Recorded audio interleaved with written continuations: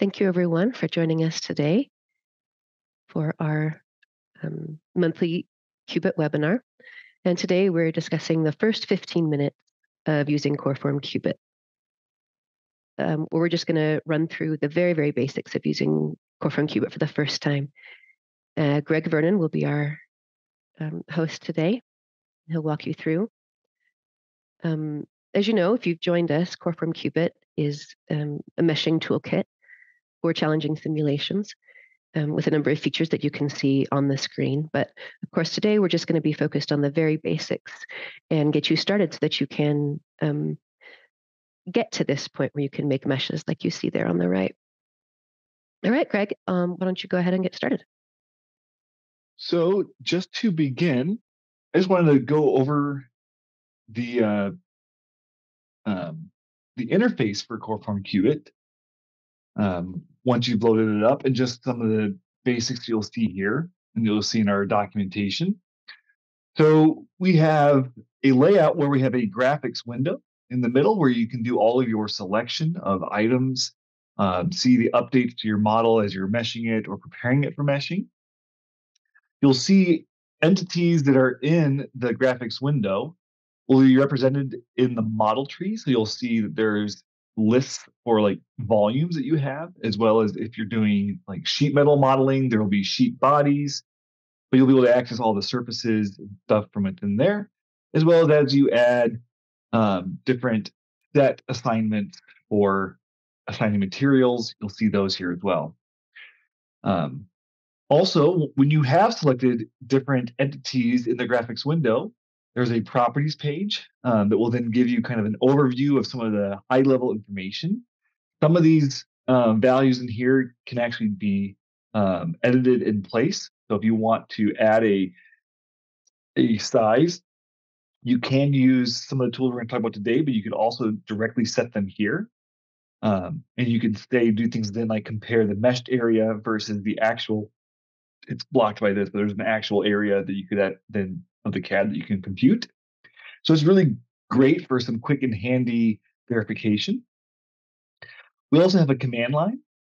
Cubit, when it was initially developed, was all command line. There were no graphics.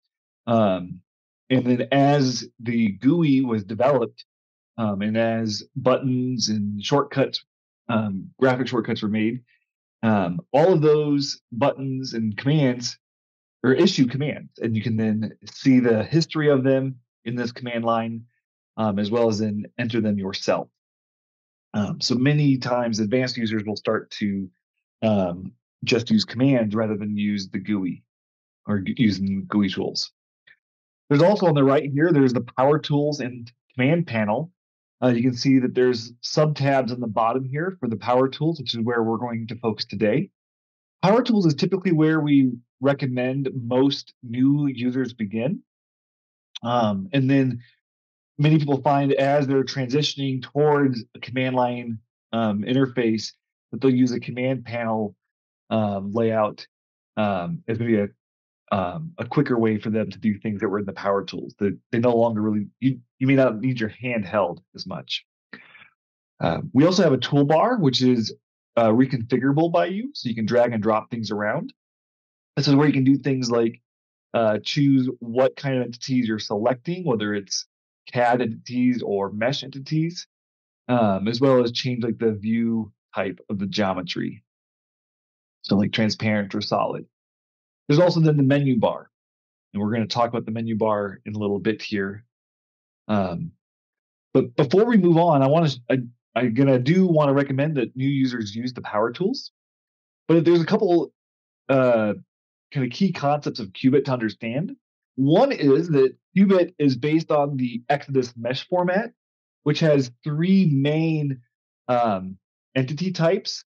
There are blocks, which is traditional defining an element connectivity, where you can then assign materials, different element formulations, or body loads onto. There are then side sets, where you can select kind of the sub-elements of an element, so the surfaces and edges of elements. And the key is that there is some connectivity information, which then allows you to assign boundary conditions or load conditions that might need to compute, say, a face normal, or you need to know the area of the element face so that you can apply a pressure distributed over that.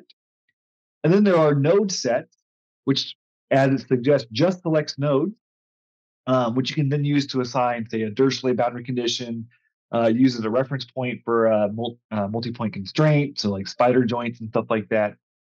And so that's what you'll use with node sets.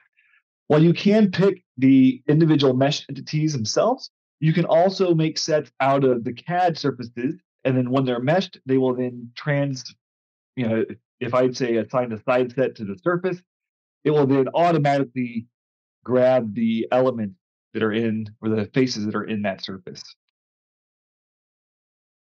And a second big concept to understand too is when you want to create contiguous meshes, that the operations in Cubit that decompose CAD objects into their smaller objects for meshing are called web cuts. And in Cubit, unlike some other tools, web cuts create disconnected regions that will not produce contiguous meshes across. So what we need to do is we need to merge duplicate co-located entities, so like two surfaces that are duplicates between two volumes. We'll need to merge those together so that instead of two surfaces that are independent, there's only a single surface that's shared.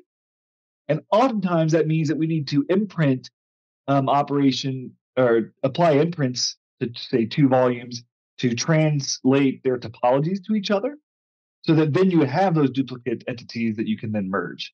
So just to show that in action, here's two entities. I've pulled them apart so you can see that there's clearly a different mesh on the cylinder than there is on the yellow. I've produced these after I've cut what had been one volume into these two volumes. You can see that there is no duplicate surface of the circle on this cube. So we imprint, and that translates this circular surface onto the planar surface of the cube. But if we do a mesh, we still don't have a contiguous mesh here because there are two separate entities that are unique. So we then do a merge operation, which you can see here now, there's only a single surface that's shared between the two entities. And then the mesh from there would then mesh the green cylinder and mesh the yellow cube for a contiguous mesh. So you'll oftentimes hear or see us talk about imprint and merge. And it's not always required to imprint, but oftentimes you do need to imprint and then merge to produce your contiguous mesh. And then the last thing that a lot of users will want to do is set some custom options. So in the menu bar, tools, options, it gives you a lot of different things here to set your graphics tolerance, so how smooth your CAD looks, whether or not you want to display the CAD vertices, changing geometry colors, and a whole bunch of other options as well that you may want to customize relatively early on in your experience. So with that, I want to now just transition over to a live demo of Coreform Cubit. So we're going to use the power tools. Again, in my standard setup, I typically have the command panel. So I'm going to switch over to power tools. If you don't have the power tools showing up, you may need to use the view menu bar and make sure that the power tools choice is selected. So you can see if I cycle that, I go from not having power tools to having power tools. Now, the item wizard, which is this wizard's hat, then kind of gives you from top to bottom a process to produce your mesh. So the first step we're going to do is import our geometry. So I've got three options here. I'm going to, in this case, import a CAD model. The native format for Cubit is the ASYS format. I'm going to import this simple.stat file. I have some options for how I want to import. And again, that has issued a command to the command line. That's probably a little bit beyond your first 15 minutes, but it's good to know that it's there. So now we see we've got our CAD geometry imported. I like to have black curves as opposed to the lighter colors. So again, that's where I'm going to set my options, where I'm going to choose that my vertex color should be black and my curve color should be black. That is a personal preference of mine, and you may find that it's a preference that you like as well. So now that we've imported our CAD, we can just click on Done. Our next step is to set up the FBA model. This is kind of helpful to kind of get an idea for if you have an idea for how many elements you want to have. I could say I want about 1,000 elements that I want maybe hexahedral or tetrahedral. And by applying, it will apply a size that Cubit estimates will give me around 1,000 elements and an approximate element size. Now here I'm kind of previewing what the mesh might look like on the curves. At any time, there is this magic mesh button that I could just click, and if Cubit can build a mesh, it will just build the mesh. For now, though, I'm just going to delete the mesh, and we're going to work through the rest of the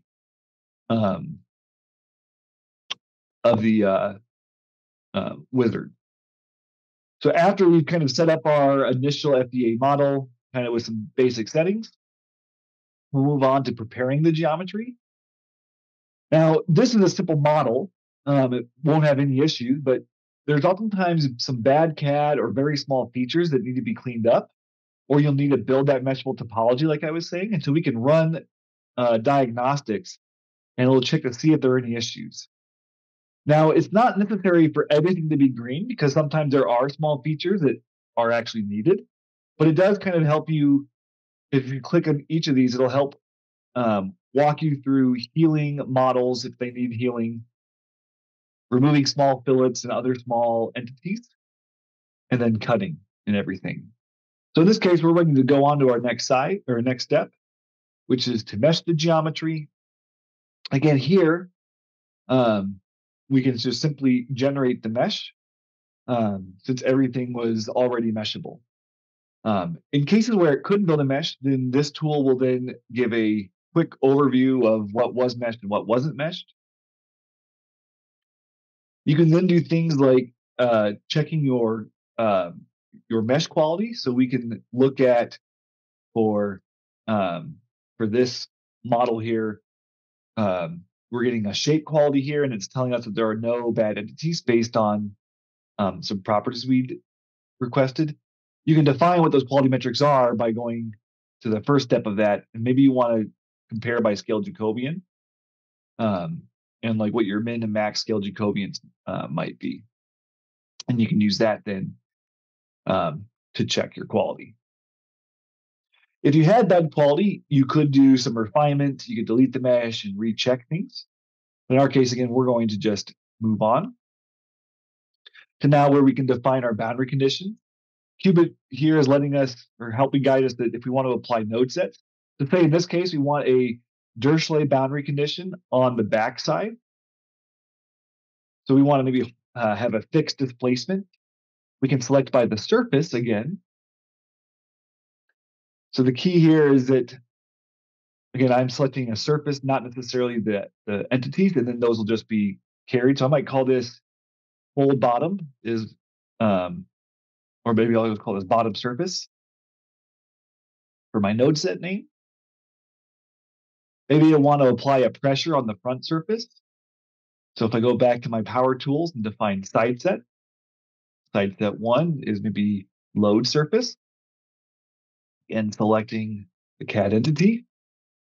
And then I want to assign blocks. And so now maybe I want this to be an aluminum. I guess the wrong way. One for here, block 1, it's aluminum, and I'm applying it to the volume.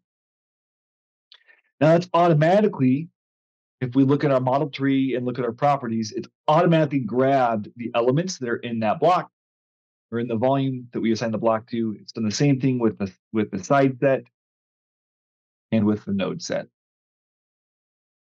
Now you'll notice that in this case, as I selected the define node set side set blocks, it pulled me over to their location in the command panel to help get you experience there. We can then define our materials and some other boundary conditions. I'll save that for a later presentation, as they're just mostly the same walkthrough. But once we're done with that, we're now ready to export our mesh, and we can choose to export to Genesis, which is the same as the Exodus mesh format that we talked about earlier, or to Abacus, Patran, Nastran, LS-DYNA, or other formats. So let's choose to export. We'll call this my first mesh.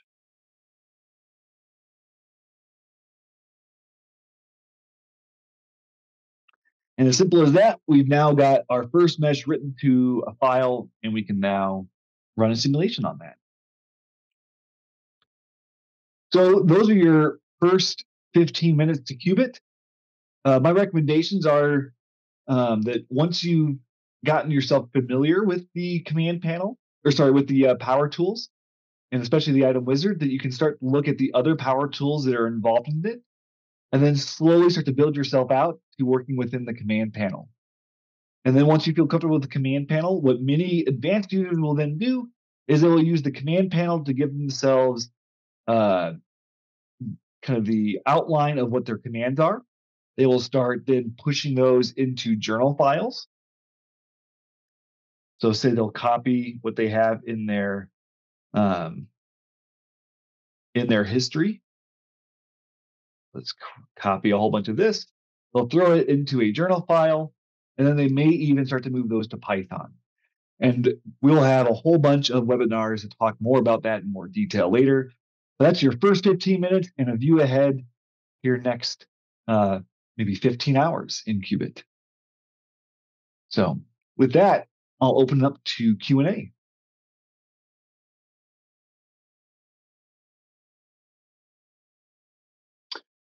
So I see a question here. Do merge rules require a side set to side set only logic? So no. If I understand that question correctly, it's kind of back to the PowerPoint slide that we had on this. The question is, I think, whether or not it can only merge surfaces.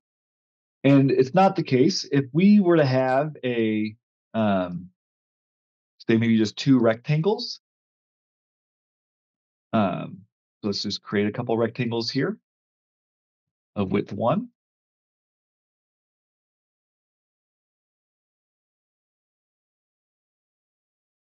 But even in this case, I mean, I'll move it again just a little bit so we can see the gap. The merge between these two surfaces would merge these two curves together and their subvertices.